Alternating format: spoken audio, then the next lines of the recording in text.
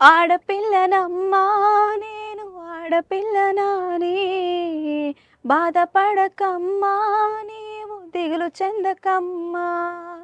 ఆడపిల్లనమ్మా నేను ఆడపిల్లనానే, బాధపడకమ్మా నీవు దిగులు చెందకమ్మా. ఆడపిల్లల ఆటబొమ్మల ఆడపిల్ల అంటే అంత చులకన ఏంటండి? అసలు హాస్టల్స్లో, షాపింగ్ మాల్స్లో ఎక్కడ చూసినా సీక్రెట్ కెమెరాలు పెట్టి వాళ్ళ జీవితాన్ని రోడ్డున పడేస్తున్నారు.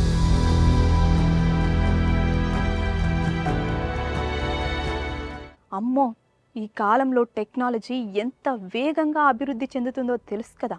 అలాగే సీక్రెట్ కెమెరా బటన్ సైజులో వచ్చేసి ఆడపిల్లల జీవితాన్ని రోడ్డున పడేస్తున్నాయి.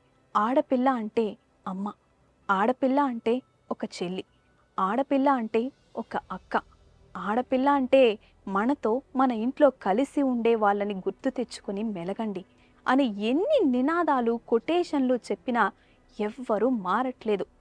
మొన్న జరిగిన గొడ్లవల్లేరు సంఘటన అయినా, నిన్న జరిగిన సిఎంఆర్ కాలేజీ సమస్య అయినా మనసుకు బాధ అనిపించాయి.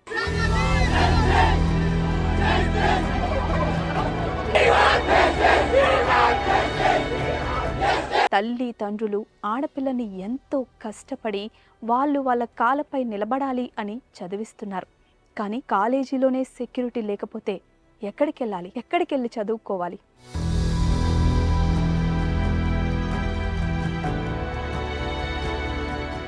అసలు అప్పుడెప్పుడో ఒసే రాములమ్మ సినిమా చూస్తే విజయశాంతి తెరపై పడిన కష్టాలు చూసి కన్నీరు పెట్టాం. దొరలు తనని వాడుకొని వదిలేసినా నక్సలైట్గా మారి తనలాంటి ఆడపిల్లల కోసం పోరాడింది. ఇక రాఖీ సినిమా గురించి మాట్లాడుకుంటే అమ్మో, ఆ సినిమాలో ఆడపిల్లల మీద ఎన్ని అఘాయిత్యాలు చూపించారు.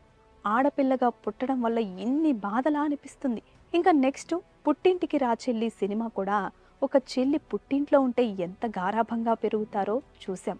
కానీ అత్తింటికి వెళ్ళాక ఎన్ని కష్టాలు. ఆఖరికి పుట్టింటి వారితో కూడా మాట్లాడనివ్వరు. లాస్ట్కి తన బిడ్డని ఒక చీకటి గదిలో కని చనిపోతుంది. ఇలాంటి ఎన్ని సినిమాలు. ఆడపిల్లల్ని ఎందుకు ఇలా చేస్తారు? మేము మనుషులమే అని గట్టిగా అరిచి చెప్పినా వదలట్లేదు. దీనికి అంతం ఎప్పుడు? ప్రతి ఒక్కరూ ఆడపిల్లని తమ తల్లి, చెల్లి అని అనుకుంటే తప్ప ఈ అఘాయిత్యాలు ఆగవు. Please subscribe to the channel and download the Politicos app from the links in the description.